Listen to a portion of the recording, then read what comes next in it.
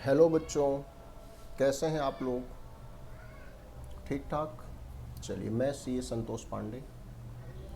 बच्चों, आज हम अपना क्लास 11 अकाउंटेंसी का चैप्टर नंबर 3 स्टार्ट करेंगे। Chapter number 3, chapter number 1, chapter number 2 के लेक्चर्स ऑलरेडी आपको मिल चुके होंगे, आपने उन्हें देखा होगा, उनसे आपने सीखा होगा।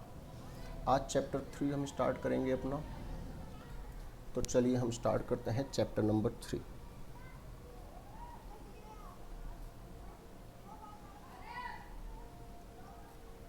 तो चैप्टर नंबर 3 बच्चे हमारा क्या है? चैप्टर नंबर 3, चैप्टर नंबर 3 एक बहुत इंपॉर्टेंट चैप्टर है, theory base of accounting. Theory base of accounting.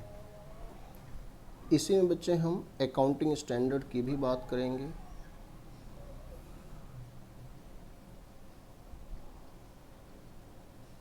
और इसी चैप्टर में हम बात करेंगे इंडियन अकाउंटिंग स्टैंडर्ड की भी।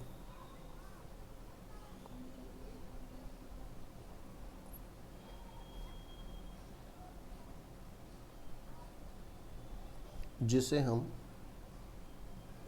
इंड एएस भी कहते हैं। इंड माने इंडियन अकाउंटिंग स्टैंडर्ड। तो एक इम्पॉर्टेंट चैप्टर है। वैसे बच्चे जो अकाउंट्स है हमारा, ये पूरा का पूरा हमारा प्रैक्टिकल सब्जेक्ट है, लेकिन कुछ चैप्टर्स थ्योरी बेस्ड भी हैं। जो हमने पहला चैप्टर पढ़ा, सेकंड चैप्टर पढ़ा, थर्ड पढ़ रहे हैं, एक आधा और है।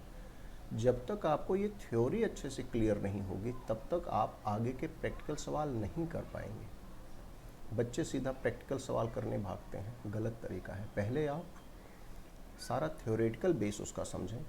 जब आप थ्योरेटिकल बेस समझ जाएं, उसके बाद आप प्रैक्टिकल करेंगे तो आपको बहुत अच्छा लगेगा। आप कभी फिर मार नहीं खाएंगे। ठीक है? तो आप ये ना सोचें कि ये थ्योरी है। पता है मुझे थ्योरी थोड़ी बोरिंग लगती है, थोड़ी उबाऊ लगती है, लेकिन बच्चे ये आपके बहुत काम की है।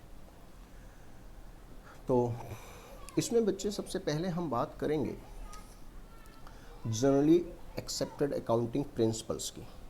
इसमें हम सबसे पहले बात करेंगे जनरली एक्सेप्टेड अकाउंटिंग प्रिंसिपल्स की बात करेंगे, जिसे हम GAAP भी बोल देते हैं। तो जनरली एक्सेप्टेड अकाउंटिंग प्रिंसिपल्स को हम गैप भी बोल देते हैं, GAAP, generally accepted accounting principle. तो जैसे नाम से ही आप समझ रहे होंगे, जनरली एक्सेप्टेड अकाउंटिंग प्रिंसिपल मतलब ये कुछ ऐसे अकाउंटिंग प्रिंसिपल्स हैं जो कि जनरली एक्सेप्टेड है, मतलब इसको हर आदमी मानता है, हर कंपनी इसको फॉलो करती है, हर एंटिटी का मतलब आपने देखा ना, हर बिजनेस, हर फर्म, हर ऑर्गेनाइजेशन, हर कंपनी इसको फॉलो करती है। तो ये क्या होता है बच्चे?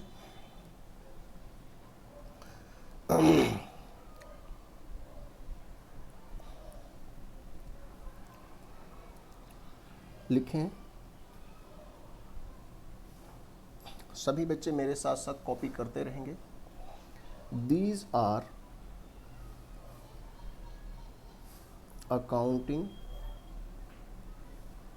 principles. These are accounting principles, concepts,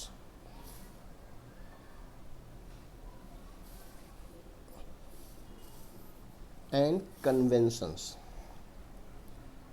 These are accounting principles, concepts, and conventions which are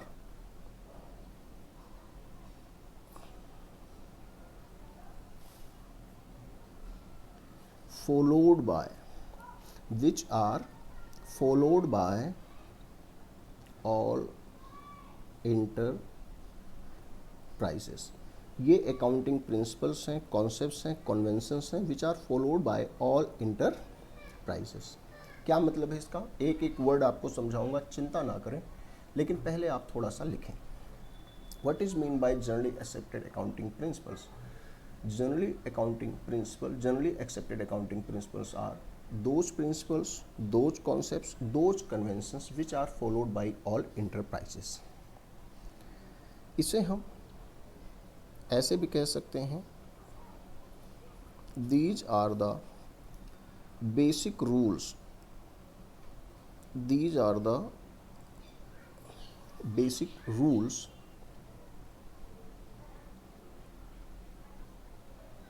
that define the parameters and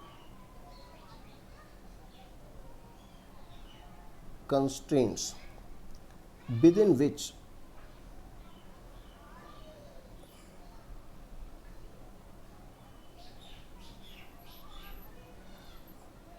accounting process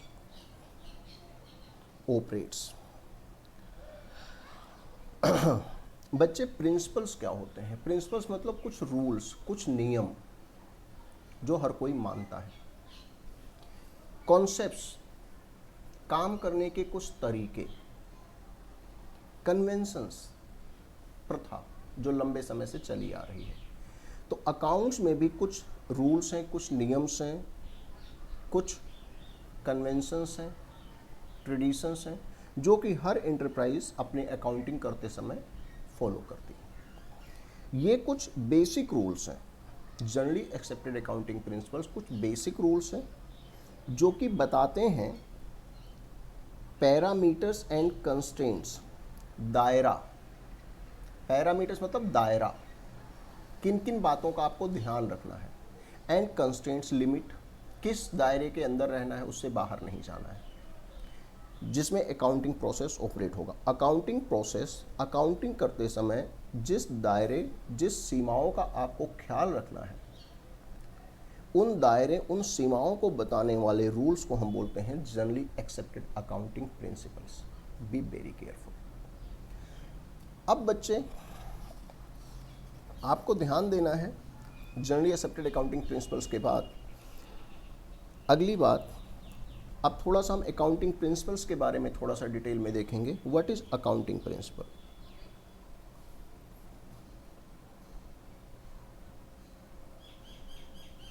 सिद्धांत, रूल्स, नियम, सिद्धांत। Accounting principles are the rules, accounting principles are the rules. मेरे साथ साथ सभी बच्चे copy करते रहेंगे, नोट्स बनाते रहेंगे, ये नहीं कि बस देखते रहें। बच्चे, नोटिंग करनी है आपको। आप लिखेंगे तो आपको अच्छा लगेगा और आपको अच्छे से रिटेन होगा। तो आप मेरे साथ साथ लिखते रहेंगे, इस बात का ध्यान रखें। Accounting principles are the rules adopted by accountants, adopted by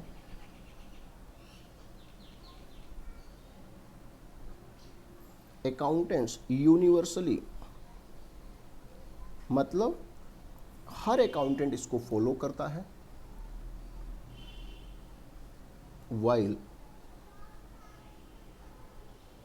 recording transactions, transactions कौन से? Business transactions. अकाउंटिंग प्रिंसिपल्स, ये जो वर्ड आया है, what is mean by accounting principles? Accounting principles are the rules, ये कुछ रूल्स हैं जो कि एडॉप्टेड बाय अकाउंटेंट, जो कि अकाउंटेंट अपनाते हैं अकाउंटिंग करते समय। अकाउंटेंट जो व्यक्ति अकाउंटिंग मेंटेन करता है, जो लिखता है अकाउंट्स, बुक्स ऑफ रिकॉर्ड जो मेंटेन करता है, उसे अकाउंटेंट बोलते हैं। तो अकाउंटेंट फॉलो करते हैं। कौन से अकाउंटेंट? यूनिवर्सली हर अकाउंटेंट फॉलो करता है जब वो अपनी ट्रांजैक्शंस को, बिजनेस ट्रांजैक्शंस को रिकॉर्ड करता है। अब बच्चे, अगर हम बात करें अकाउंटिंग प्रिंसिपल्स की, तो अकाउंटिंग प्रिंसिपल्स को हम दो प्रकार से क्लासीफाई कर सकते हैं। अकाउंटिंग प्रिंसिपल्स के दो फर्दर क्लासिफिकेशन हम कर सकते हैं। Accounting concepts,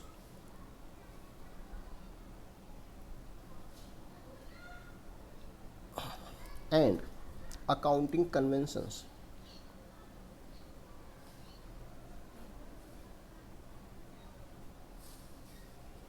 accounting concepts and accounting conventions. तो देखिए निकल रहे हैं ना word, accounting concepts, accounting conventions, rules, उसी में से बातें अब एक एक करके निकलती जाएंगी, तो कंफ्यूज नहीं होना है आपने, ठीक है ना। तो क्या है इनके मीनिंग्स, क्या है इनके मीनिंग्स, आइए देखते हैं। Accounting concepts, accounting conventions.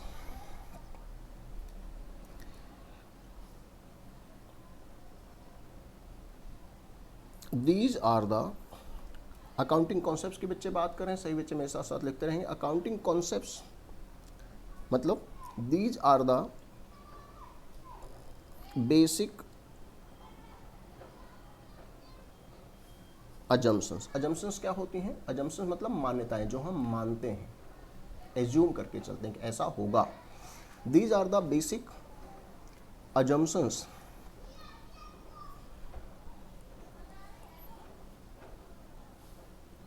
With in which accounting operates. कुछ अजम्पशंस हम मान के चलते हैं कि ऐसा होगा, उन अजम्पशंस को हम बोलते हैं अकाउंटिंग कॉन्सेप्ट्स। उन्हीं अजम्पशंस, उन्हीं मान्यताओं के आधार पर हम अकाउंटिंग किया करते हैं। Getting my point? ठीक है सर, हमें बात समझ आ रही है। फिर कन्वेंशंस क्या होते हैं? कन्वेंशंस क्या होते हैं बच्चे? जब हम कोई काम करते हैं तो काम करने के दौरान हमें नई नई बातें हमारे सामने आती हैं, नई नई बातें हमें सीखने को मिलती हैं, और उन नई बातों को सीखते हुए, उन्हें अपनाते हुए हम काम को और बेहतर तरीके से करते हैं।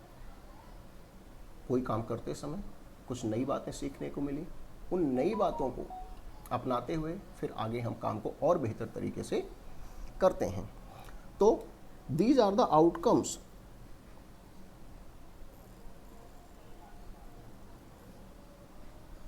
These are the outcomes. ये आउटकम्स हैं, ये कुछ हमें मिला है, कुछ हमारे सामने आया है। कब आया है? जब हम अकाउंटिंग कर रहे थे, उस दौरान हमें कुछ नई बातें सीखने को मिली। These are the outcomes of accounting processes. Accounting process, accounting करते समय हमें कुछ नई चीज़ें हमारे सामने निकल करके आई, उसको हमने सीखा। These are the outcomes of accounting processes. Accounting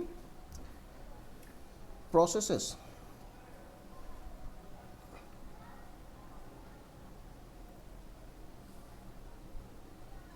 followed by over a period of time. लंबे समय से हम कोई अकाउंटिंग प्रोसेस फॉलो कर रहे थे, उस अकाउंटिंग के दौरान उस रास्ते में हमें कुछ नई चीज़ें हमारे सामने निकल के आई, that is known as accounting conventions. और इनसे भी हम सीखेंगे और फिर हम आगे अपने अकाउंटिंग को और बेहतर बनाने का प्रयास करेंगे। तो जनरली एक्सेप्टेड अकाउंटिंग प्रिंसिपल्स में अकाउंटिंग प्रिंसिपल्स को हमने थोड़ा सा डिटेल में देखा। अब बच्चों, सभी बच्चे मेरे साथ साथ कॉपी करें। सभी बच्चे अब देखें इसके अंदर कि जो हमारे अकाउंटिंग प्रिंसिपल्स होते हैं उनकी कुछ फीचर्स होती है। फीचर्स ऑफ अकाउंटिंग प्रिंसिपल्स, जो हमने रूल्स बनाए हैं, जो हमने अकाउंटिंग कन्वेंशंस, अकाउंटिंग कॉन्सेप्ट्स बनाए हैं, जिनके पैरामीटर्स में, जिनके दायरे में हम अपनी अकाउंटिंग करते हैं, उनके बच्चे कुछ फीचर्स हैं, उनकी कुछ खास बातें हैं। तो क्या खास बातें हैं? तो उनकी पहली खास बात है बच्चे, these principles are man made. These are man made मतलब ये जो प्रिंसिपल्स हैं ये हमने बनाए हैं, मैन मेड है। ये कोई भगवान ने नहीं बनाया है, ये हमने बनाए हैं, ये मैन मेड है बच्चे। हमने अपनी सुविधा के लिए, अकाउंटिंग करने के लिए हमने ये प्रिंसिपल्स, ये कन्वेंशंस, ये रूल नियम हमने बनाए हैं। दूसरी क्या बात है अकाउंटिंग प्रिंसिपल्स में? दूसरी बात है बच्चे, फ्लेक्सिबल है। दीज आर फ्लेक्सिबल हैं। ये नहीं कि एक बार बना लिया तो बस बना लिया। अगर हमें लगता है आज हमने कोई तरीका ढूंढा और कल हमें लगता है कि उससे बेहतर भी तरीका हो सकता है, तो बच्चे हम पहले वाले को चेंज कर सकते हैं, वो फ्लेक्सिबल होते हैं। और तीसरी बात है, दीज आर जनरली एक्सेप्टेड, मतलब इसको हर कोई मानता है। ये जनरली एक्सेप्टेड होते हैं, जनरली एक्सेप्टेड होते हैं मतलब हर आदमी इसको मानता है, हर अकाउंटेंट, हर कंपनी इसको फॉलो करती है। तो ये उसके कुछ हमारे अकाउंटिंग के फीचर्स हैं। अब बात आती है अगली कि भाई अकाउंटिंग प्रिंसिपल की ज़रूरत क्या है। नीड या नेसेसिटी ऑफ अकाउंटिंग प्रिंसिपल, क्या ज़रूरत है अकाउंटिंग प्रिंसिपल बनाने की, क्या ज़रूरत है। तो अकाउंटिंग प्रिंसिपल बनाने की क्या ज़रूरत है, अकाउंटिंग प्रिंसिपल बनाने की क्या ज़रूरत है।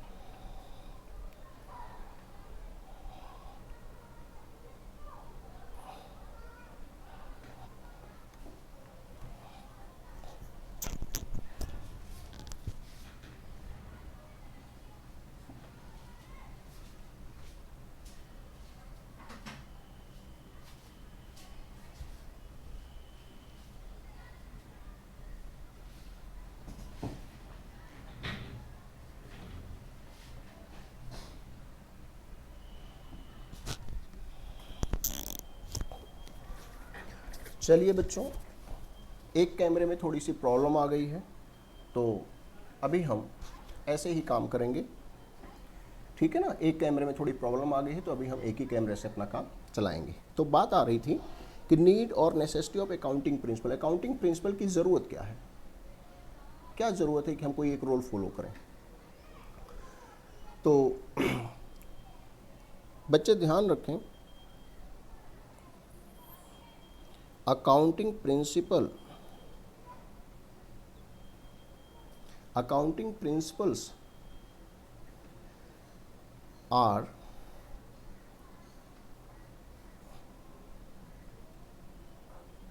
नेसेसरी, ये ज़रूरी है हमारे लिए, is necessary to understand, to understand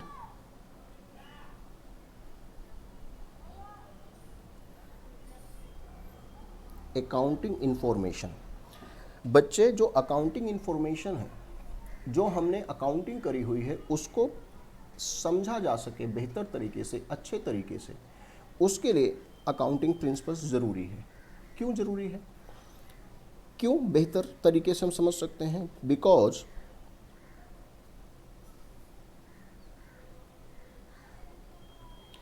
accounting principles brings, ये लाते हैं, ब्रिंग्स यूनिफॉर्मिटी, यूनिफॉर्मिटी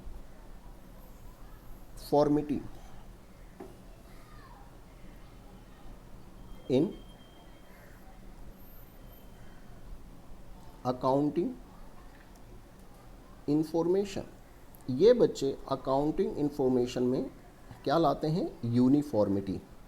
हर कंपनी की अकाउंटिंग, हर एंटिटी की अकाउंटिंग एक जैसी होगी, और अगर हर कंपनी की अकाउंटिंग एक जैसी होगी तो हर कोई उसको अंडरस्टैंड कर पाएगा, उसको समझ पाएगा। अगर हर कंपनी अलग अलग तरीके से अपने रिकॉर्ड मेंटेन करेगी, अकाउंटिंग करेगी, तो फिर एक कंपनी का आप समझ लेंगे, दो कंपनी का समझ लेंगे, लेकिन हर कंपनी का आप समझ नहीं पाएंगे। तो अगर आप चाहते हैं कि हर कंपनी की अकाउंटिंग हम समझ पाएँ, तो ये भी बहुत ज़रूरी है बच्चे कि हर कंपनी जो है किसी रूल्स को फॉलो करे, किसी एक ऐसे तरीके को फॉलो करे जो कि हर कंपनी में सेम हो, जिससे कि आप किसी भी कंपनी की अकाउंटिंग कर सकें और अकाउंटिंग को आप समझ सकें।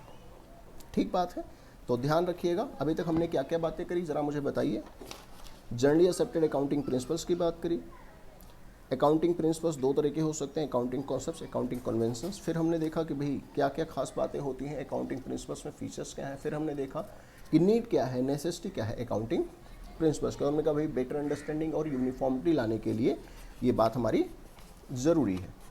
अब अगली जो बात आती है तो जो कि ज़्यादा इम्पॉर्टेंट है, fundamental accounting assumptions. Fundamental accounting assumptions, fundamental accounting assumptions, तो ये बहुत ज़्यादा इम्पॉर्टेंट है। फंडामेंटल अकाउंटिंग एजम्पशंस क्या होते हैं, इसे कई बारी हम फंडामेंटल अकाउंटिंग एजम्पशंस या फंडामेंटल अकाउंटिंग कॉन्सेप्ट्स भी कह देते हैं। तो be very careful. Fundamental accounting assumptions या फंडामेंटल अकाउंटिंग कॉन्सेप्ट की बच्चे बात हो रही है, तो क्या है ये, आइए देखें ज़रा। इसको आप बहुत अच्छे से देखना है। तो क्या होती हैं फंडामेंटल अकाउंटिंग एजम्पशंस। एजम्पशंस का मतलब हम कुछ मान रहे हैं, एजम्पशन मतलब कुछ हम मान रहे हैं। तो क्या हम मान के चलते हैं जब हम अकाउंटिंग करते हैं, तो किन बातों को हम मान के चलते हैं कि ऐसा हुआ होगा, ऐसा किसी कंपनी ने, किसी ऑर्गेनाइजेशन ने किया होगा, ऐसा हम मान के चल रहे हैं। तो कैसा किया होगा, क्या हम मान के चल रहे हैं, तो इस बात को हम थोड़ा सा देखेंगे। लिखें जरा,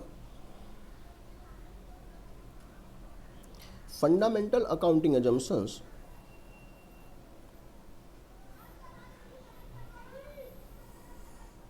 फंडामेंटल अकाउंटिंग एजम्पशंस और concepts are the assumptions which are presumed, presumed का मतलब माना जाना, which are presumed to have been followed in preparing annual accounts।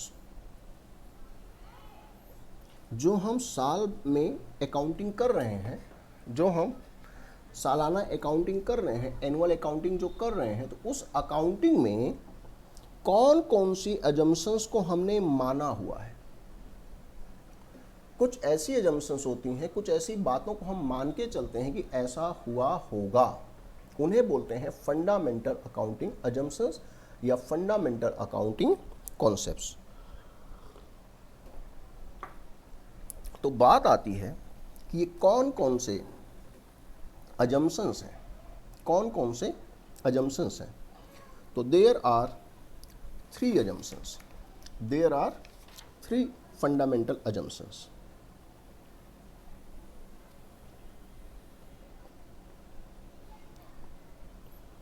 There are 3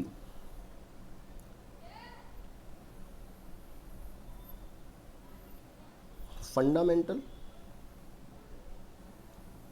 accounting assumptions। 3 fundamental accounting assumptions है, मतलब 3 बातें तो हम हमेशा मान के ही चलेंगे, चाहे टाटा कंपनी हो, चाहे मारुति कंपनी हो, चाहे कोई अन्य कंपनी हो, रिलायंस कंपनी हो। ये 3 बातें तो उसने भी मानी होंगी, 3 बातें उसने भी मानी होंगी, ऐसा हम मान के चल रहे हैं और सचमुच में उन्होंने माना ही होगा। पहला है गोइंग कंसर्न एजम्पशन। बच्चे कंसर्न का मतलब कंपनी, कंसर्न का मतलब एंटिटी, कंसर्न का मतलब बिजनेस। तो गोइंग कंसर्न का मतलब बिजनेस जो है वो चलता रहेगा। गोइंग कंसर्न मतलब कंपनी, बिजनेस। कंसर्न गोइंग रहेगी, मतलब बिजनेस चलता रहेगा, बिजनेस लंबे समय तक चलता रहेगा, हमें उसको बंद करने का फिलहाल कोई इरादा नहीं है। आप बताओ, कल को आप कोई बिजनेस शुरू करेंगे तो क्या सोच के शुरू करेंगे कि लंबे समय तक 20 साल 50 साल 100 साल तक चलता रहेगा? ये थोड़ी ना सोचेंगे कि आज शुरू कर रहा हूँ बिजनेस और अगले महीने बंद कर दूंगा, अगले साल बंद करूँ, ऐसा थोड़ी ना कोई सोचता है।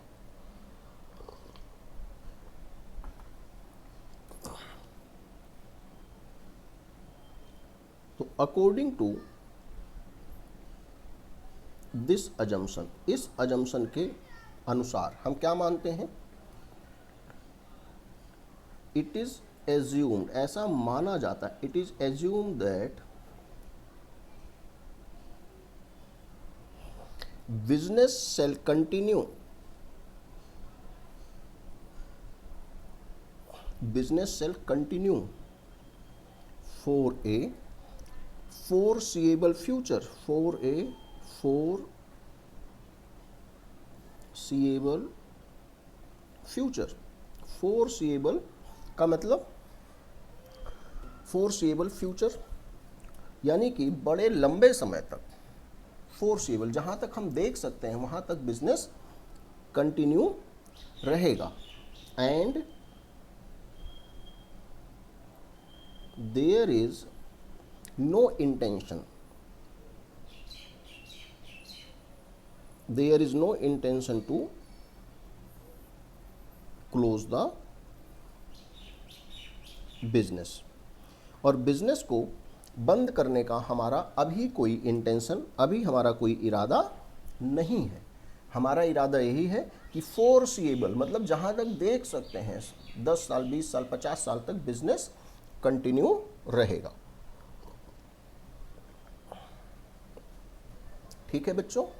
जी सर।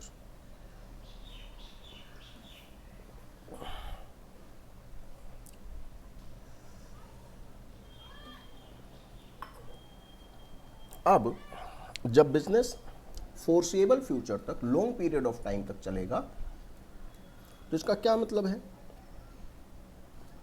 इसका ये मतलब है ये 1 साल 2 साल 3 साल 4 साल 5 साल 6 साल 20 साल 50 साल बिजनेस चलता रहेगा।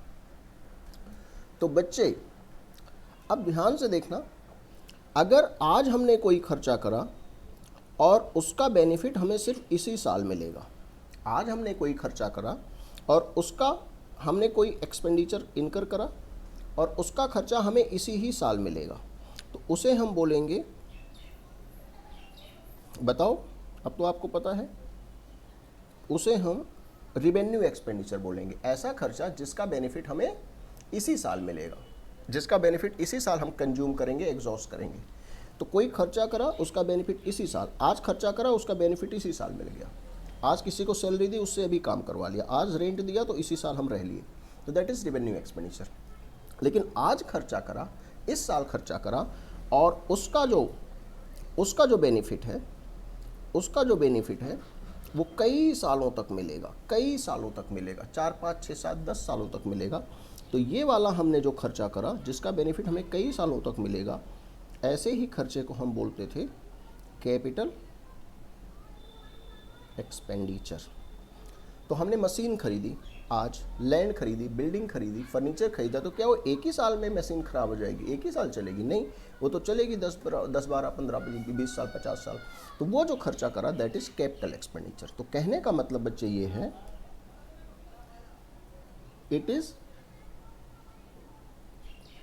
बिकॉज ऑफ दिस अजम्पशन, इसी अजम्पशन के कारण कि बिजनेस लंबे समय तक चलेगा, we classify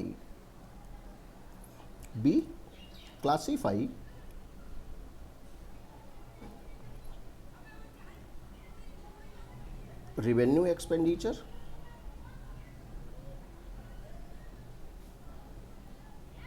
and capital expenditure। चूंकि बिजनेस लंबे समय तक चलेगा तो जिसका फायदा इसी साल हो जाएगा जिस खर्चे का, दैट इज रेवेन्यू एक्सपेंडिचर। जिसका फायदा लंबे समय तक चलेगा दैट इज कैपिटल एक्सपेंडिचर, इसीलिए दो प्रकार के एक्सपेंडिचर होते हैं, रेवेन्यू एक्सपेंडिचर और कैपिटल एक्सपेंडिचर। आशा है आपको पिछली क्लासें आपने देखी हैं, नहीं देखी हैं तो आप देखिए, वहाँ पे आपको रेवेन्यू कैपिटल के बारे में और जानकारियाँ मिलेंगी। तो फंडामेंटल अकाउंटिंग एजम्पशंस कितनी होती हैं? 3। पहली कौन सी है? गोइंग कंसर्न एजम्पशन, कि बिजनेस जो है लंबे समय तक चलता रहेगा। दूसरी बात आती है consistency assumptions. Consistency assumption, consistency का मतलब होता है एक जैसा। कंसिस्टेंसी अजम्पशन का मतलब होता है कि जो एक बार आपने रूल, एक बार जो आपने नियम अपने अकाउंटिंग के लिए अपना लिए, चुन लिए, उसको फिर आप जल्दी बदलेंगे नहीं। हाँ, बहुत ज़रूरी हो तो बदल सकते हैं, लेकिन जनरली आप उसको बदलेंगे नहीं। तो according to this principle, this assumption, according to this assumption, इस अजम्पशन के अनुसार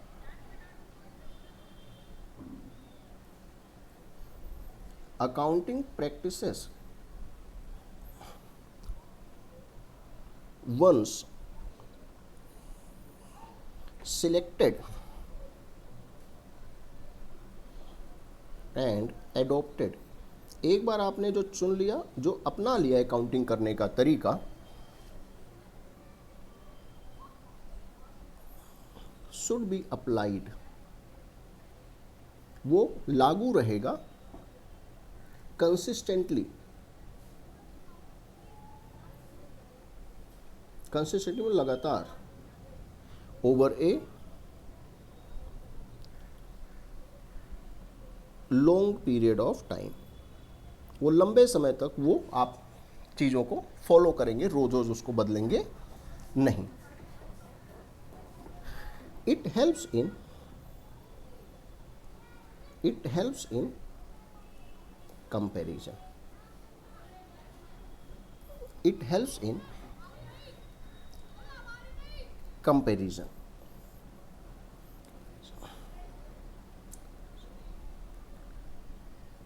ये कंपैरिजन में हमारे मदद करता है। एक साल के रिकॉर्ड्स को हम दूसरे साल से कंपेयर कर सकते हैं।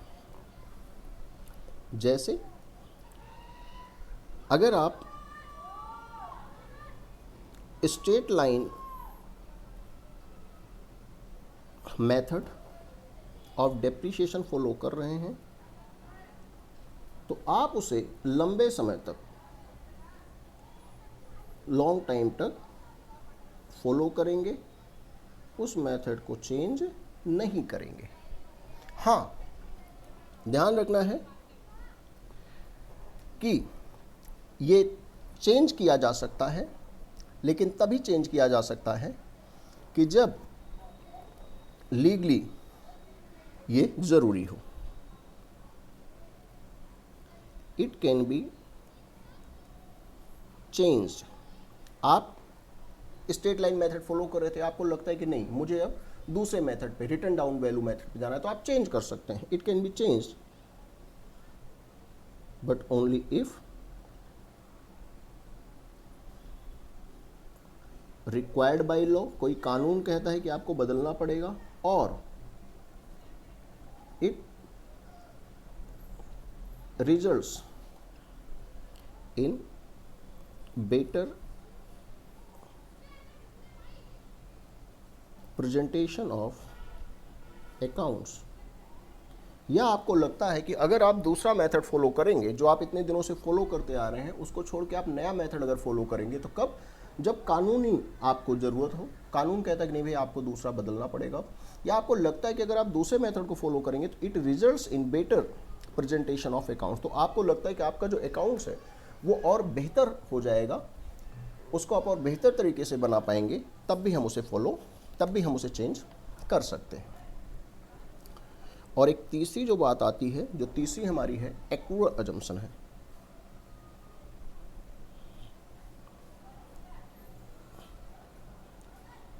पहली दोनों अजम्पशंस कौन से हैं? Going concern assumption. हम बात करें फंडामेंटल अकाउंटिंग अजम्पशन की, तो पहली कौन सी है? गोइंग कंसर्न अजम्पशन, कि बिजनेस जो है फोर्सेबल फ्यूचर में चलता रहेगा। और कंसिस्टेंसी एजम्पशन में कि आपने एक बार जो पॉलिसी अडॉप्ट कर ली, जो रूल्स अडॉप्ट कर लिए, उसको आप जल्दी से चेंज नहीं करेंगे, हाँ, जब तक कि रिक्वायर्ड बाय लॉ ना हो, या जब तक कि it results in better presentation of accounting. अब अक्रूवल कॉन्सेप्ट का मतलब क्या होता है? तो this is again very important assumption, ये पूरा ही तीनों ही इंपॉर्टेंट है। तो इसमें बच्चे according to this assumption,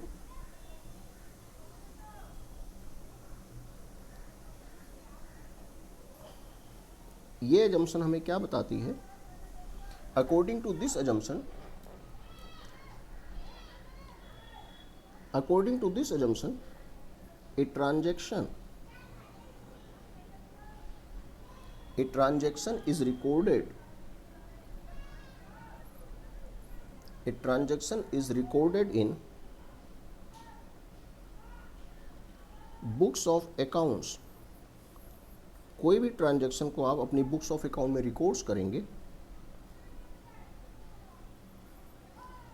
at the time when it is entered into, at the time when it is entered into। क्या मतलब हुआ इसका? अभी बताता हूं। and not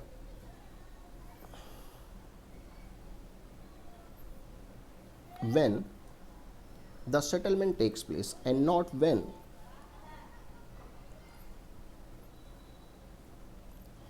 the settlement takes place। इसका मतलब क्या हुआ?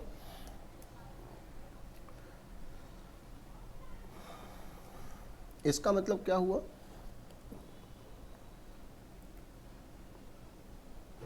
कि यहां पे आपने कोई सेल करी और ये क्रेडिट सेल थी, मतलब पैसे इसके बाद में मिलेंगे। तो पैसे इसके, ये अप्रैल है और ये मार्च है। अब पैसे इसके यहाँ पे मिले, यहाँ पे मिले, अमाउंट रिसीव्ड। तो भले ही पैसे यहाँ पे मिले, सेटलमेंट यहाँ हुआ, सेटलमेंट यहाँ हुआ, पैसे यहाँ मिले, लेकिन आपने बेचा कब था? यहाँ पे।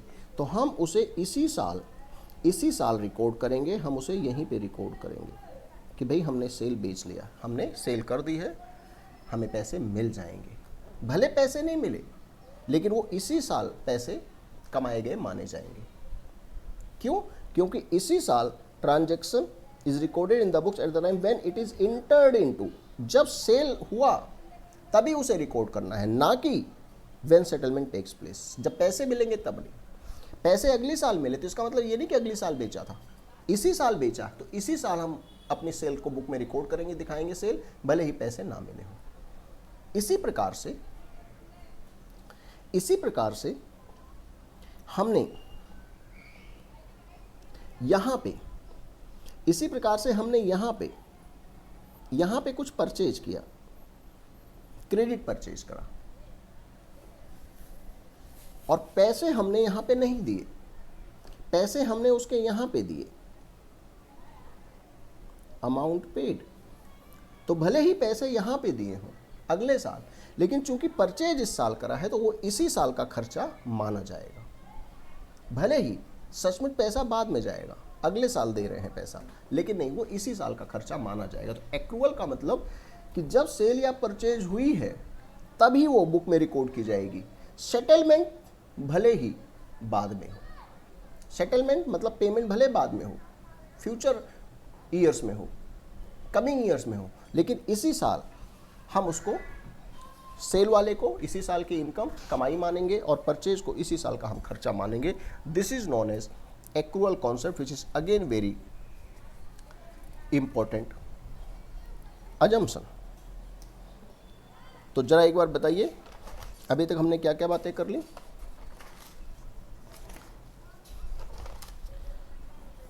जनरली एक्सेप्टेड अकाउंटिंग प्रिंसिपल्स की, accounting principles, accounting concepts, accounting conventions, features of accounting principles, need और necessity of accounting principles, fundamental accounting assumptions की हमने बात कर ली, जिसमें 3 हैं। गोइंग कंसर्न की बिजनेस लंबे समय तक चलता ही रहेगा। कंसिस्टेंसी एजम्पशन मतलब जो एक बार हमने पॉलिसी अपनाई है उसको हम लंबे समय तक कंटिन्यू रखेंगे, तभी चेंज करेंगे जब रिक्वायर्ड बाय लॉ हो या it results in better presentation of accounting हो। एक्रूअल कॉन्सेप्ट मतलब होता है कि जब सेल परचेज हुई है उसी साल उसे रिकॉर्ड करेंगे, पैसे चाहे लिए या दिए गए हो उस साल या ना लिए दिए गए हो, फ्यूचर में लेन देन होना है, तब भी जिस साल ट्रांजैक्शन टेक प्लेस हुई उसी साल हम उसे रिपोर्ट करेंगे, सेटलमेंट को हम नहीं देखेंगे। तो अगेन वेरी इंपॉर्टेंट।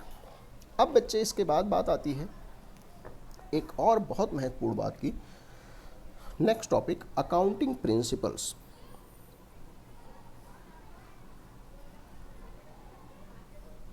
अब अकाउंटिंग प्रिंसिपल्स जो हमने देखे थे अभी, उसको थोड़ा सा हम डिटेल में देखेंगे, थोड़ा सा डिटेल में देखेंगे। अकाउंटिंग प्रिंसिपल जो एक पैरामीटर्स होते हैं, जो कंस्टेंट होते हैं विद इन विच हम अकाउंटिंग करते हैं, अब उसी को थोड़ा हम और अच्छे से देखने की कोशिश करेंगे। Very very important accounting principles. अगर आपसे कोई पूछ ले बताना अकाउंटिंग प्रिंसिपल्स कितने होते हैं, तो आप ये बताएंगे। पहला होता है अकाउंटिंग एंटिटी,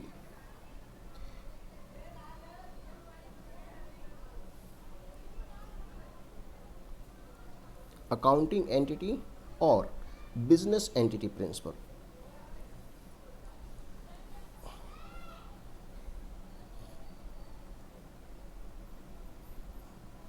पहला है बिजनेस एंटिटी प्रिंसिपल। तो इसके अंदर क्या है, इसके अंदर क्या है,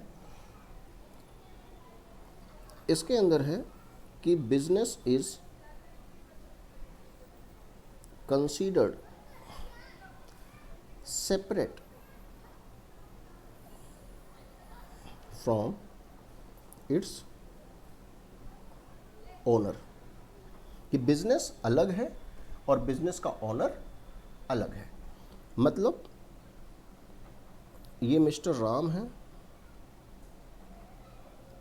ये ओनर है, ये प्रोप्राइटर है, और ये उनका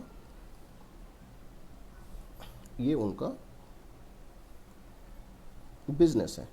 तो ये जो ओनर है और ये जो बिजनेस है बच्चे, ये दोनों सेपरेट हैं, ये दोनों अलग माने जाते हैं। इसी को हम बोलते हैं अकाउंटिंग एंटिटी कॉन्सेप्ट या बिजनेस एंटिटी प्रिंसिपल, कि owner and business both are separate person. और ध्यान रखना, हम जो अकाउंटिंग करते हैं वो हमेशा बिजनेस के पॉइंट ऑफ व्यू से करते हैं। Be make accounting for business, हम हमेशा बिजनेस को ध्यान में रख करके अकाउंटिंग करेंगे कि बिजनेस में क्या आया, बिजनेस में क्या गया। हम इससे कोई मतलब नहीं रखते।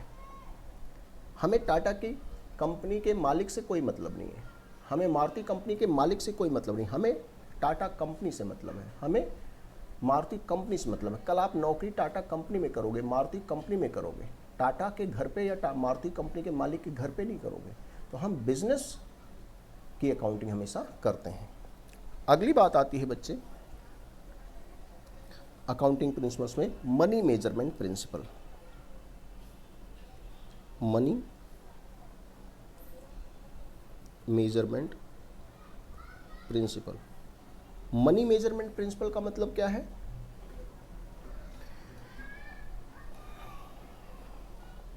कि only those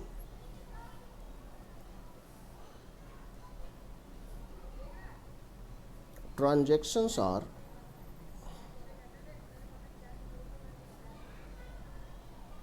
recorded in the books of accounts of enterprise, enterprise मतलब firm, company, business, only those transactions are recorded in the books of the business which can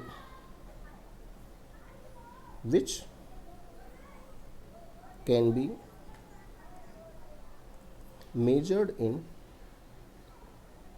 terms of money। यानी कि जौन से ट्रांजैक्शंस या events को हम money में, पैसे के रूप में मेजर कर सकते हैं, उसी को ही हम यहाँ पे रिकॉर्ड करेंगे। कहने का मतलब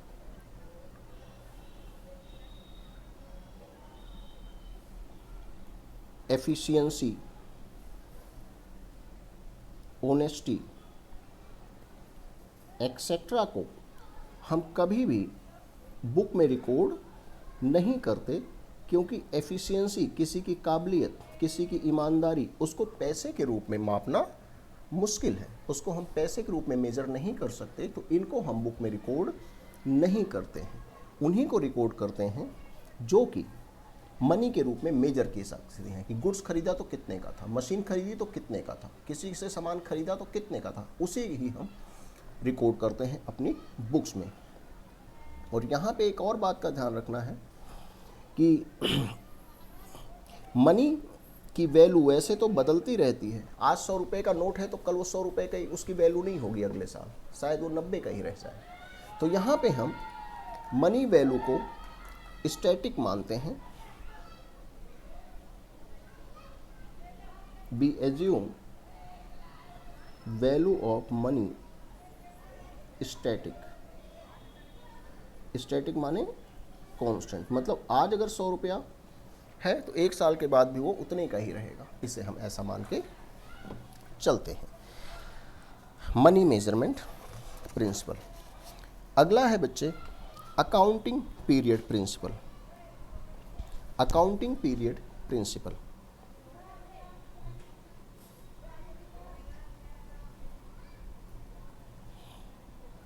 अकाउंटिंग पीरियड प्रिंसिपल का मतलब क्या कि बच्चे the life of the enterprise, the life of the enterprise माने business, the life of the enterprise is broken into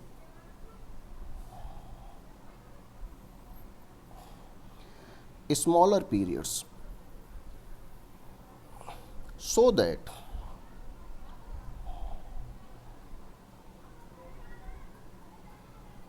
profit oblique loss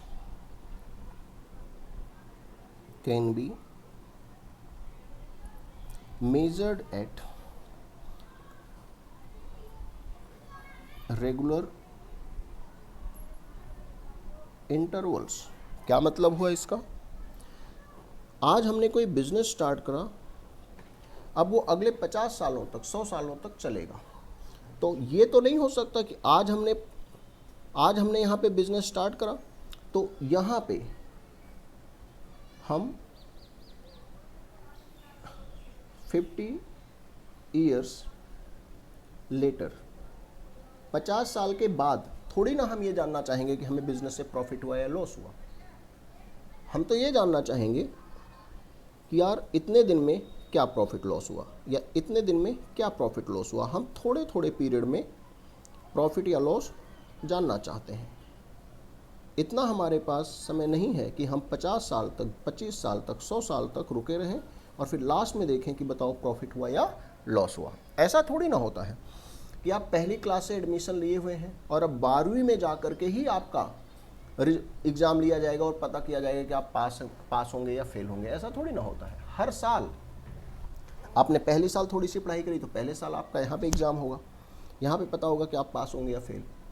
फिर यहाँ पे आपका दूसरी क्लास के अंत में आपको पता चलेगा कि भाई आप पास होंगे या फेल, कम नंबर आएंगे या ज़्यादा। तो हर थोड़े थोड़े पीरियड में आपकी परफॉर्मेंस मेज़र की जाती है कि आप कैसे चल रहे हैं। तो ठीक वही बिजनेस के लिए भी होता है कि पूरे लाइफ टाइम के लिए, क्योंकि बिजनेस तो गोइंग कंसर्न होता है, लंबे समय तक चलेगा, 20 साल, 50 साल, 100 साल तक चलेगा। तो हम 50 साल के बाद में थोड़ी ना प्रॉफिट या लॉस पता करेंगे, वो तो बहुत दिक्कत वाली बात है। इतना तो शायद बंदा जीवित भी ना रहे, है ना। तो इसलिए बच्चे हम छोटे छोटे सेगमेंट में उसको डिवाइड करते हैं और हम इसे इसे इसे इसे सबको क्या बोलते हैं? Accounting period. ये सारे हमारे क्या हैं? ये सारे हमारे क्या हैं? छोटे छोटे अकाउंटिंग पीरियड्स हैं, जिसमें हम ये पता करते हैं कि हमें प्रॉफिट हो रहा है या लॉस हो रहा है। और जनरली ये हमारा 12 मंथ्स का होता है और जनरली ये 1 अप्रैल से हम शुरू करते हैं और अगले साल के 31 मार्च तक ये चलता है, जिसे हम फाइनेंशियल ईयर भी बोल देते हैं। ठीक है। तो हर फाइनेंशियल ईयर का हम प्रॉफिट या लॉस पता करना चाहते हैं, छोटे छोटे टुकड़ों में उसको हम बांट देते हैं। इसे बोलते हैं अकाउंटिंग पीरियड प्रिंसिपल। अगली बच्चे बात आती है full disclosure principal.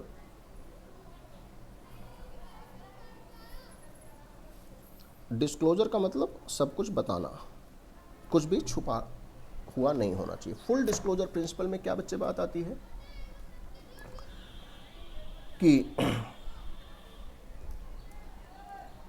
All material, material मतलब इंपॉर्टेंट, मटेरियल मतलब इंपॉर्टेंट, ऑल मटेरियल या ऑल इंपॉर्टेंट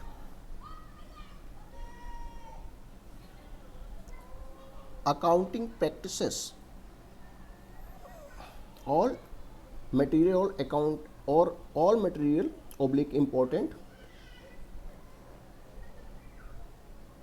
इंफॉर्मेशन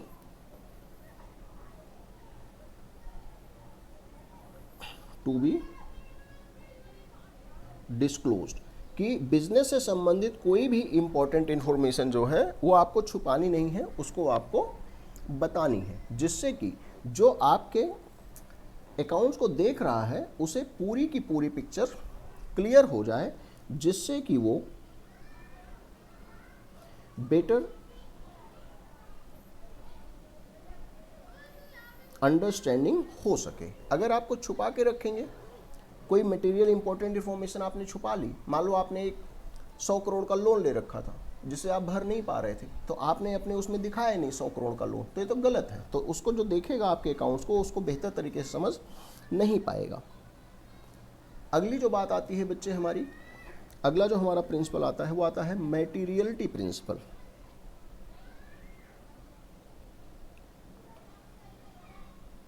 मैटीरियलिटी प्रिंसिपल, तो मैटीरियल का मतलब होता है इंपॉर्टेंट। मटेरियल का मतलब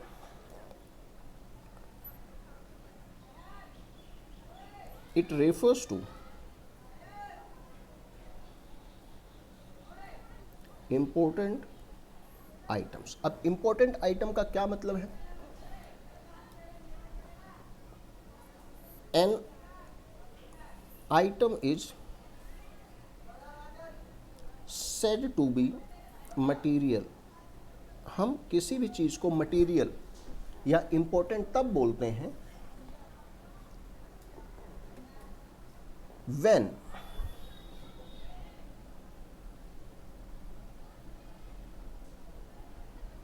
knowledge of it, when knowledge of it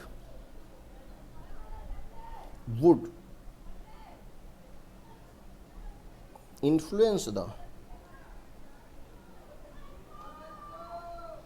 decision of investors। क्या मतलब हुआ इसका? आप किसी कंपनी में नौकरी करने गए और आपने कहा कि मैं ग्रेजुएट हूं,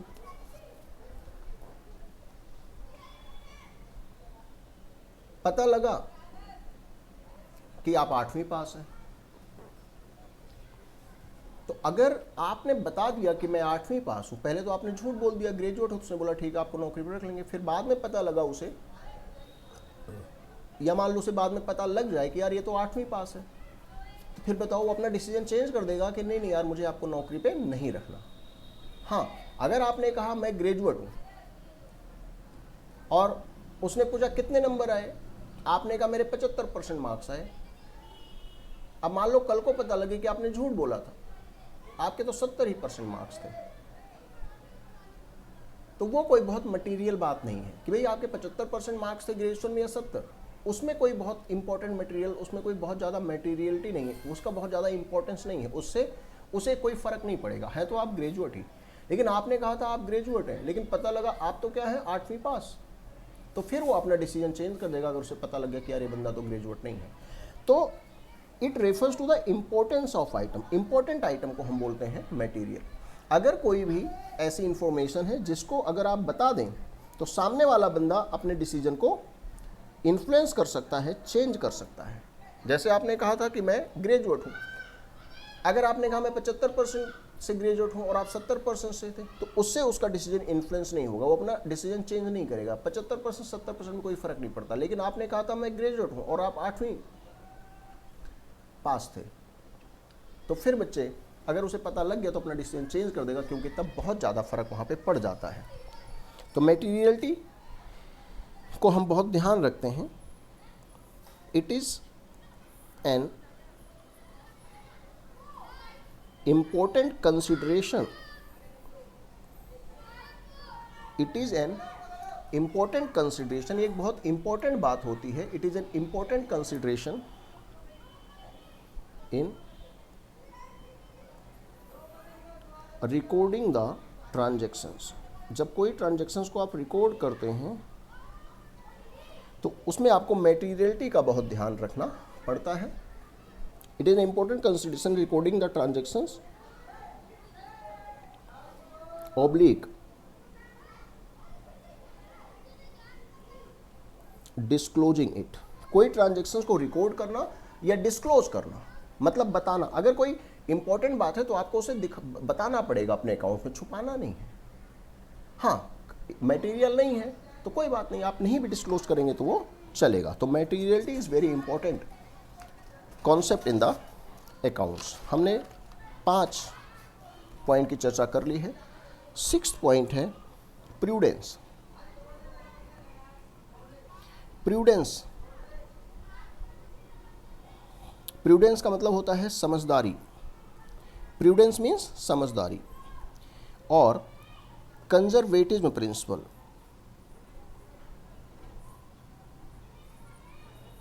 कंजर्वेटिज्म प्रिंसिपल, ये भी एक बहुत इंपॉर्टेंट प्रिंसिपल है। इसका मतलब है do not anticipate A profit, do not anticipate A profit. Accounts में इसकी भी चर्चा बहुत होती है। डू नॉट एंटिसिपेट, एंटिसिपेट मतलब अंदाजा, सोचो मत कि प्रॉफिट होगा। बट प्रोवाइड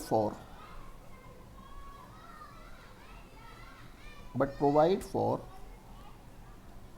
ऑल लॉसेस, मतलब आप ये मत सोचो कि प्रॉफिट होगा लेकिन लॉस होगा, उसको आप दिमाग में लेकर के चलो। भाई प्रॉफिट हुआ तो ठीक है, अच्छी बात है, उसमें सोचना क्या है, लेकिन नुकसान हो जाएगा उसके लिए आप आज ही से व्यवस्था बना करके रखो। क्योंकि अगर आपने नहीं सोचा था और नुकसान हो गया तो फिर ऐसे में बच्चे क्या होगा कि फिर आपके लिए दिक्कत आ जाएगी कि भाई मान लो कोई घाटा हो गया, किसी ने, आपने सामान बेचा था किसी को 1 लाख का, उसने 10,000 रुपये नहीं दिए, बैड डेप्ट हो गया, तो आप उस 10,000 के लिए आप दिमाग में रखो कि यार हो सकता है वो 10,000 रुपये ना दे।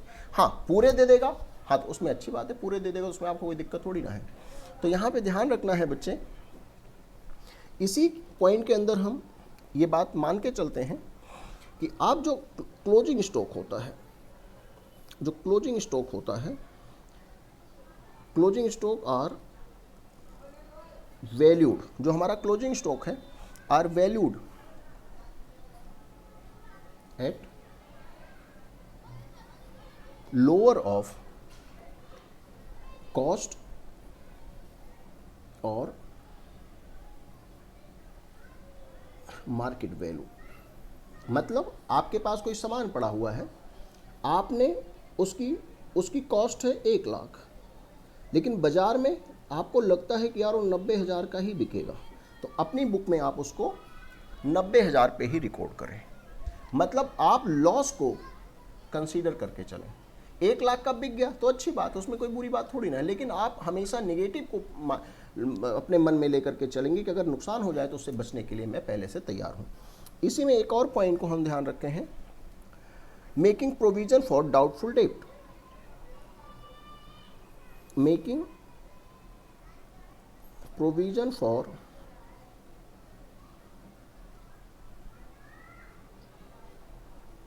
डाउटफुल डेट, मतलब प्रोविजन बना के चल रहे हैं कि अगर जिसको हमने बेचा हुआ है, अगर हमारे डेटर ने कुछ पैसे ना दिए तो उसके लिए हम एक प्रोविजन बना के चल रहे हैं, कुछ पैसे हम मान के चल रहे हैं कि यार इतने पैसे हमारे नहीं आएंगे, तो जब वो पैसे सचमुच में नहीं आएंगे तो हमें बहुत ज़्यादा दिक्कत नहीं होगी। तो ये एक बहुत ही ज़्यादा समझदारी की हम बात कर रहे हैं कि हम नुकसान को सोच करके चल रहे हैं। ना हुआ नुकसान तो अच्छी बात है, लेकिन अगर नुकसान हुआ तो हमारी अपनी तैयारी है। इसीलिए ये एक समझदारी की बात है। प्रूडेंस प्रिंसिपल है ये, जिसे हम कंजर्वेटिव प्रिंसिपल के नाम से भी पुकारते हैं। अगली जो बच्चे बात आती है हमारी, जो अगला हमारा प्रिंसिपल है वो है कॉस्ट कॉन्सेप्ट और historical cost principle. Cost concept और historical cost principle. Historical cost principle, इसका मतलब क्या है? इसका मतलब क्या है? Assets are recorded in the books, assets are recorded in the books at the price paid to acquire it, at the price paid to acquire it। मतलब asset को हमें उसी कॉस्ट पे दिखाना है जितने पैसे हमने उसको खरीदने के लिए दिए थे।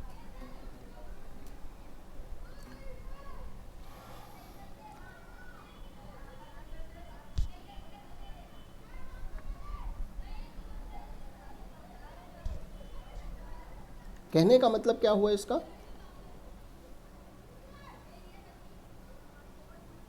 Market price of assets are not considered. कहने का मतलब क्या हुआ? यहां पे हमने एक बिल्डिंग परचेज करी थी 10 लाख की।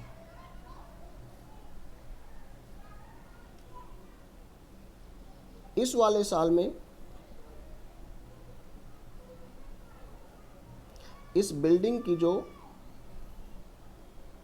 मार्केट प्राइस है वो हो गई है 18 लाख। लेकिन हम अपनी बुक में ये रिकॉर्ड नहीं करेंगे। हम अपनी बुक में सिर्फ 10 लाख पे ही बिल्डिंग रिकॉर्ड करेंगे, बल्कि इसमें से भी हम डेप्रिसिएशन के बाद जो आएगा वो नेट हम अपनी बुक में रिकॉर्ड करेंगे। हमारा अकाउंट्स कहता है कि वो भले ही अब 2 साल के बाद 18 लाख की हो गई हो चीज़, लेकिन आप उसको कॉस्ट पे ही रिकॉर्ड करेंगे। इवन कॉस्ट पे भी नहीं, क्योंकि यूज करने के साथ साथ उसकी वैल्यू में रिडक्शन होती है। तो हमारे अकाउंट्स कहता है कि वो रिडक्शन भी घटा दो। मान लो कि इतने साल यूज करने के बाद वो 1 लाख की उसकी वैल्यू कम हो गई, तो यहाँ पे 10 lakhs minus 1 lakhs depreciation equal to net. अगर मान लो कि 1 लाख का डेप्रिसिएशन हो गया, सपोज 1 लाख का डेप्रिसिएशन हो गया, तो अकाउंट्स हमारा कहता है कि फिर आप 9 लैक्स पे ही रिकॉर्ड करना। मतलब कॉस्ट पे या फिर आफ्टर डेप्रिसिएशन रिकॉर्ड करना है। जो हिस्टोरिकल कॉस्ट, जो पुरानी कभी कॉस्ट थी 5 साल पहले 10 साल पहले जब आपने चीज़ खरीदी थी, उसी पे रिकॉर्ड करना है, भले आज की मार्केट प्राइस की वैल्यू, आज की वैल्यू उसकी ज़्यादा या कम हो गई हो। ये भी एक हमारा अकाउंट्स का एक बहुत ज़्यादा इंपॉर्टेंट कॉन्सेप्ट है, मैचिंग कॉन्सेप्ट।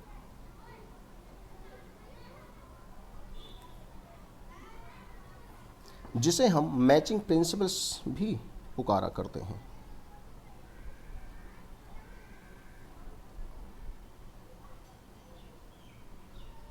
जिसे हम मैचिंग प्रिंसिपल्स भी कह के पुकारते हैं।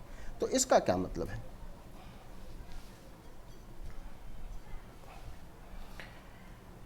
According to this principal,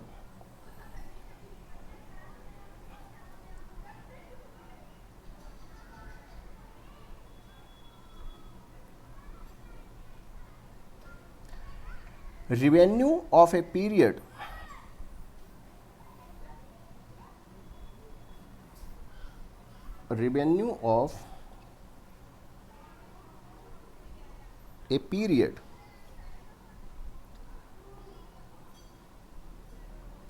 should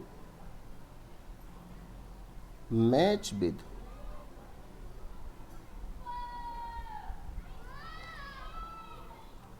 expenses of that period. तो ध्यान रखना है बच्चे यहाँ पे कि अगर ये एक कोई पीरियड है, अप्रैल से लेके मार्च तक का एक कोई अकाउंटिंग पीरियड है, फाइनेंशियल ईयर है, तो इस दौरान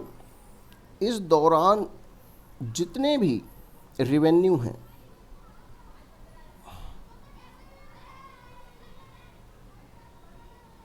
और इस दौरान के जितने भी एक्सपेंसेस हैं हमें उसको रिकॉर्ड करना है।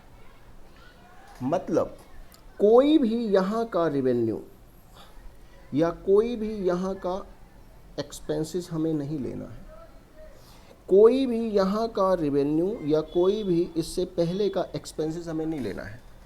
हमें प्रॉफिट या लॉस पता करते समय सिर्फ इस साल जितना रेवेन्यू, जितनी कमाई हुई है और जितना खर्चा हुआ है उसी को ध्यान रखना है। अगर इनकम इस पीरियड की है तो खर्चा भी इसी पीरियड का लेना है और उसी के बेसिस पे आपको पता करना है कि आपका 2 lakhs का प्रॉफिट है या लॉस भी हो सकता है। मतलब जिस पीरियड का रेवेन्यू उसी ही पीरियड का एक्सपेंसेस लेना है, जिससे आपको सही पता लगे कि आपने प्रॉफिट अर्न किया है या आपने लॉस कमाया है। अगली बात आती है dual aspect concept. Again very important. Dual aspect और डुअलिटी प्रिंसिपल भी इसे हम बोलते हैं।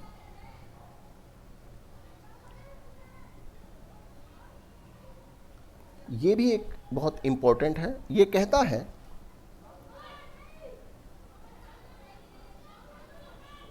according to this principle, every transaction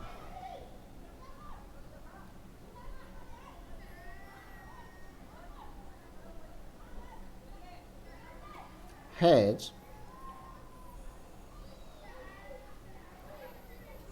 two aspects,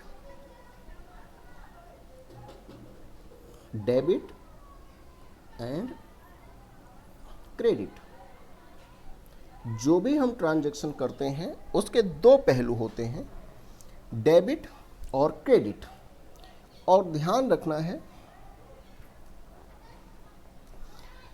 कि for every debit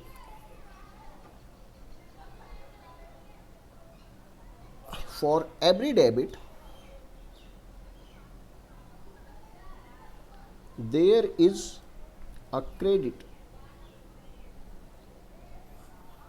of equal amount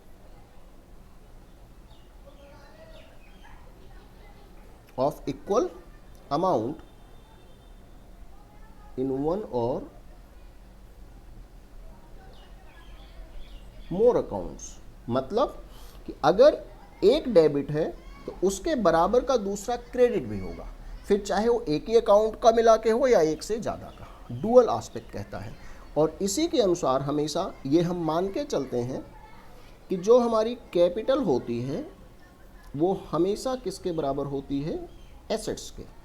या कई बारी हम इस प्रकार से भी लिख सकते हैं कि जो हमारा ओनर्स इक्विटी होती है,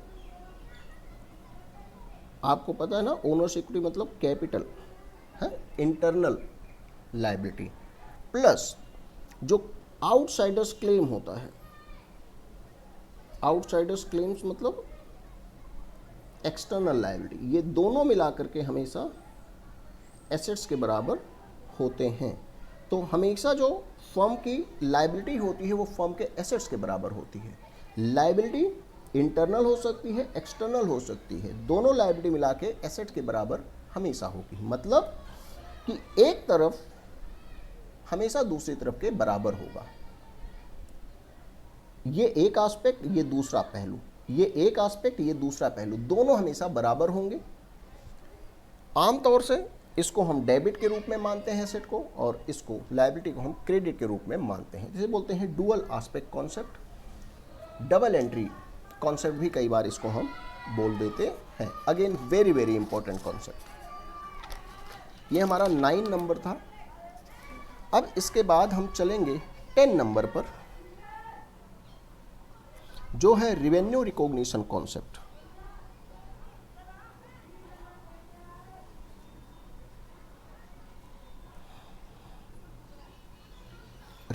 रिवेन्यू रिकॉग्निशन कॉन्सेप्ट या प्रिंसिपल। इसका क्या मतलब है? रिवेन्यू रिकॉग्निशन का, रिवेन्यू मतलब पैसा, रिकॉग्निशन मतलब मानना, कि कब आप मानोगे कि पैसा हमें मिल गया है। रिवेन्यू रिकॉग्निशन का मतलब कब आप मानोगे कि पैसा हमें मिल गया है। रिवेन्यू इज कंसीडर्ड, कंसीडर मतलब माना जाना। Revenue is considered to have been realised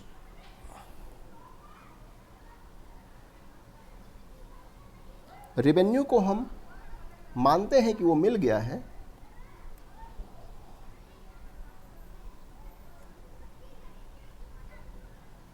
when transaction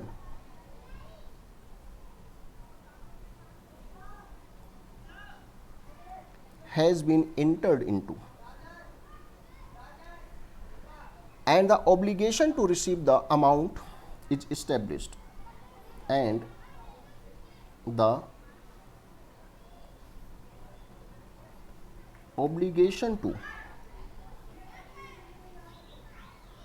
receive the amount is established।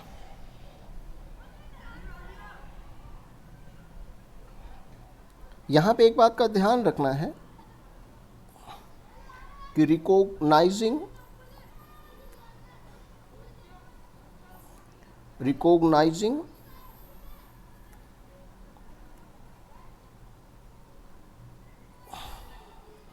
the revenue and receipt of revenue and receipt of revenue are two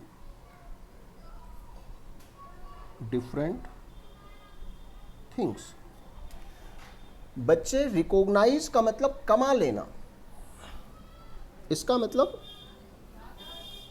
earn कर लिया है, और इसका मतलब receive कर लिया है। तो हमें देखना है, अकाउंट्स कहता है कि आपने अर्न कर लिया है, वो बताओ, मिल तो जाएगा ही। तो अर्निंग अलग है, रिकॉग्नाइजिंग द रेवेन्यू अलग है, और रिसीविंग द रेवेन्यू वो अलग है। दोनों टू डिफरेंट थिंग्स हैं, ठीक है ना। तो इसको अगर हम देखें,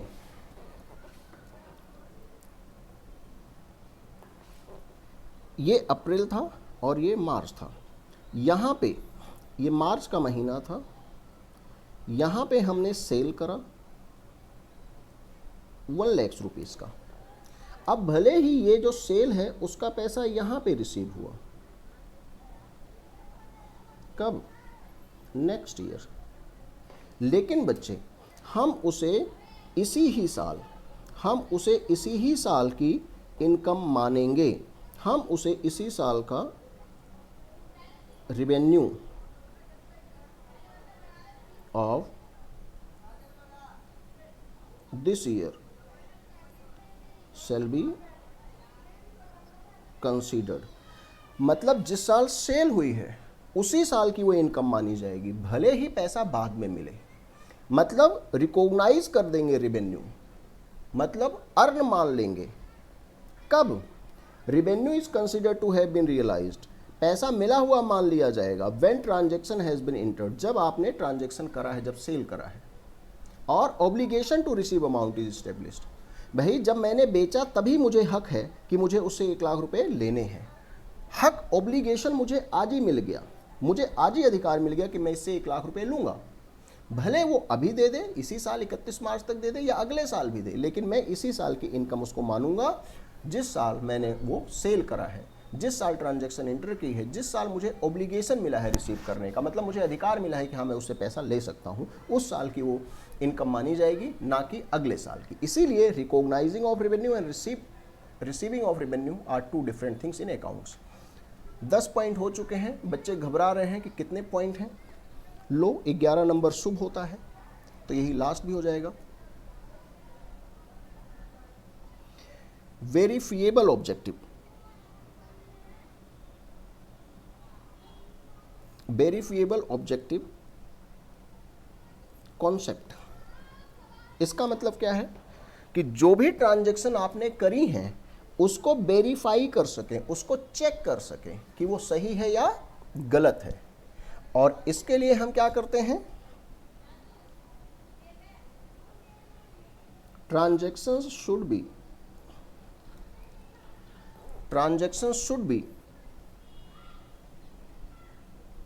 supported by proper evidence like bill, invoice, etc. भाई जो भी आपने ट्रांजैक्शन एंटर करी है, सेल परचेज करा है, उसका कोई तो आपके पास सबूत होगा, बिल होगा, इनवाइस होगा, कुछ ना कुछ तो आपके पास उसके सपोर्ट में डॉक्यूमेंट्री एविडेंस होगा कि हाँ हमने ये पैसे लिए हैं, हमने ये पैसे दिए हैं, ये मशीन खरीदी है, ये सामान खरीदा है, ये परचेज करा है, ये सेल करा है। कुछ तो आपके पास डॉक्यूमेंट्री एविडेंस होगा उसको सपोर्ट करने के लिए, नहीं तो कोई कैसे मानेगा आपने परचेज करा है या नहीं करा है। तो ये बच्चे हमारे कुछ इंपॉर्टेंट कॉन्सेप्ट्स थे। एक बार दोबारा से देखेंगे हमने आज क्या क्या बातें सीखी। Again very very important chapter. हमने देखा chapter number 3, T.S.. Grewal sir की बुक के हिसाब से हम चल रहे हैं, तो हमने यहाँ पे चैप्टर 3 देखा, जनरली एक्सेप्टेड अकाउंटिंग प्रिंसिपल की बात करी। अकाउंटिंग प्रिंसिपल्स क्या होते हैं, 2 प्रकार के होते हैं, अकाउंटिंग कॉन्सेप्ट्स, अकाउंटिंग कन्वेंशंस। फिर हमने देखा फीचर्स क्या है अकाउंटिंग प्रिंसिपल्स के। फिर हमने देखा नेसेसिटी या नीड क्या है अकाउंटिंग प्रिंसिपल की। फिर हमने फंडामेंटल अकाउंटिंग एजम्पशंस की या फंडामेंटल अकाउंटिंग कॉन्सेप्ट्स की बात करी, जो कि 3 हैं। गोइंग कंसर्न एजम्पशन की बिजनेस लंबे समय तक चलता रहेगा। कंसिस्टेंसी एजम्पशन, जो हमने एक बार अकाउंटिंग पॉलिसी या प्रैक्टिस एडॉप्ट कर ली है उसको हम फ्यूचर में कंटिन्यू करेंगे, जब तक बहुत ज़रूरत ना हो चेंज नहीं करेंगे। एक्रूअल कॉन्सेप्ट की हमने फिर बात करी। फिर हमने अकाउंटिंग प्रिंसिपल्स की बात करी, टाइप्स ऑफ अकाउंटिंग प्रिंसिपल्स। तो पहला है अकाउंटिंग एंटिटी या business entity principle, money measurement principle, accounting period principle, full disclosure principle, materiality principle. फिर प्रूडेंस या कंजर्वेटिव प्रिंसिपल, कॉस्ट कॉन्सेप्ट या historical cost principle, matching concept और मैचिंग प्रिंसिपल, डुअल एस्पेक्ट और duality principle, revenue recognition concept या principle. फिर हमने बात करी वेरीफिएबल ऑब्जेक्टिव कॉन्सेप्ट कि transaction should be supported by the proper documentary evidence. ठीक है बच्चों, तो यहाँ पे आज हमने ये 3rd चैप्टर का ये हमने हिस्सा कवर करा। इसमें एक पार्ट और है जो कि अकाउंटिंग स्टैंडर्ड से है, उसको हम अगली क्लास में देखेंगे, अगले लेक्चर में उसको कवर करेंगे। ठीक है बच्चों, okay, bye bye, see you. अगली क्लास में दूसरा इसका टॉपिक करेंगे। काइंडली सभी बच्चे इसको रिवाइज करते रहें, वीडियो को बार बार देखें, ठीक है, जिससे आपके कॉन्सेप्ट क्लियर हो जाए। ओके बच्चों, बाय बाय, सी यू।